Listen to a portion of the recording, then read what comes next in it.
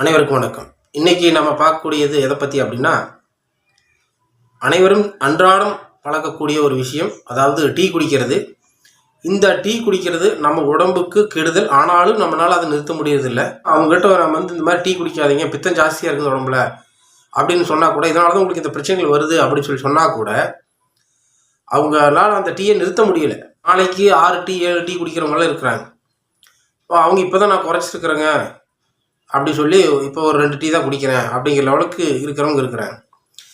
இப்போது இந்த டீயானது சாப்பாட்டை விட முக்கியம் அப்படிங்கிற நிலைமைக்கு இருக்குது. நிறைய பேர் சாப்பாடு சாப்பிடாமையே கூட அந்த டைமுக்கு டீயை குடிச்சிட்டே வேலை செய்கிறவங்க இருக்கிறாங்க. இந்த டீ என்ன பண்ணுது? பசி வருது. பசி வரும்போது நம்ம வேலை செஞ்சுக்கிட்டு இருக்கிறோம்.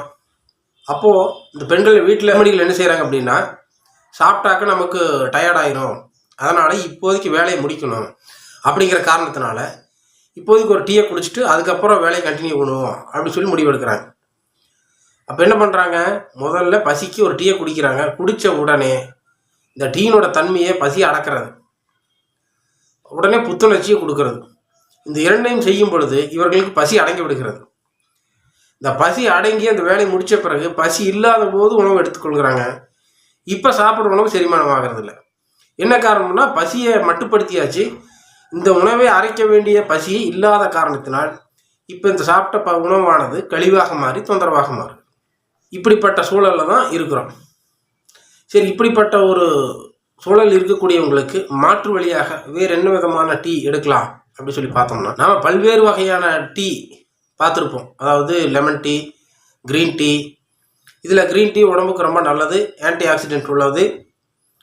அது நோய் எதிர்ப்பு சக்தி இருக்கிறது. உடல் வெயிட் குறைக்கிறவங்களுக்கு, கெட்ட கொழுப்புகளை கரைக்கிறதுக்கு இந்த க்ரீன் டீ பயன்படுகிறது. அல்லது புதினா டீ கேள்விப்பட்டிருக்கிறோம். இந்த புதினா டீ வந்து பார்த்திங்கன்னா எனர்ஜி கொடுக்கும். அதே மாதிரி பார்த்திங்கன்னா மைண்ட் ரிலாக்ஸாக இருக்கிறதுக்கு, அலர்ஜி பிரச்சனை இருக்கிறவங்களுக்கு இந்த புதினா டீ ரொம்ப ஹெல்ப்ஃபுல்லாக இருக்கும். சில பேர் பார்த்திங்கன்னா சங்குப்பூ டீ குடிப்பாங்க. சங்குப்பூ அப்படின்னா கிராமப்புறத்தில் இந்த வேலியோரத்தில் சில பேர் வீட்டு முன்னாடியே கூட வச்சுருக்கிறாங்க. கத்திரிப்பூ கலரு அல்லது வெள்ளை கலர், இந்த மாதிரி 2 கலரில் இருக்குது. இதில் கத்திரிப்பூ கலரில் இருக்கக்கூடிய சங்குப்பூவுக்கு கொஞ்சம் அதனுடைய வேல்யூ, திறன் அதிகமாக இருக்கிறது. அந்த சங்குப்பூவிலிருந்தும் டீ போட்டு குடிக்கிறாங்க. அந்த சங்குப்பூவானது இரத்த குழாயில் உருவாக்கக்கூடிய ரணங்களை ஆற்றக்கூடிய தன்மையும், முகப்பொழிவும், ஆந்தோசைனின் அப்படிங்கிற ஆன்டி ஆக்சிடென்ட்டும் அதில் இருக்குது. இல்லைங்க இதெல்லாம் வேணாம் அப்படின்னா நம்ம லெமன் டீ குடிக்கலாம். இல்லை நம்மளே வீட்டில் செய்கிறதா இருந்தால் பட்டை, கிராம்பு, ஏலக்காய், கொஞ்சம் இஞ்சி தட்டி போட்டு அதோட கொஞ்சம் லெமனை புழிஞ்சு விட்டு நாட்டு சர்க்கரை கொஞ்சம் சேர்த்து ஒரு நாளைக்கு 1 வேளையோ அல்லது 2 வேளையோ உணவுக்கு பின் குடிச்சிட்டு வரும் பொழுது இந்த மாதிரியான டீயில் துவர்ப்பு, கசப்பு, காரம் உள்ளிட்ட சுவைகள், இனிப்பு, எல்லா சுவைகளும் இதில் கலந்து வர்றதுனால உடலுக்கு செரிமானத்தை அதிகரித்து நோய் எதிர்ப்பு சக்தி அதிகரிப்பதற்கும் உடலுக்கு தேவையான சத்துக்களை கொடுப்பதற்கும் இந்த மாதிரியான டீ பயன்படுது. செம்பருத்தி பூ டீ குடிக்கலாம் அப்படிம்பாங்க. செம்பருத்தி பூவானது நம்ம உடம்புல இரும்பு சத்து அதிகரிக்கிறதுக்கு பயன்படுகிறது. ஆனால் ஹார்ட் சம்மந்தப்பட்ட பிரச்சனைகளுக்கு செம்பருத்தி பூ பயன்படுகிறது. சித்த வைத்தியங்கள் எல்லாம் இந்த ஹீமோகுளோபின் சம்மந்தப்பட்ட பிரச்சனை உள்ளவங்களுக்கும் ஹார்ட் சம்மந்தப்பட்ட பிரச்சனை உள்ளவங்களுக்கும் இந்த செம்பருத்தி பூவை தான் பயன்படுத்துகிறாங்க.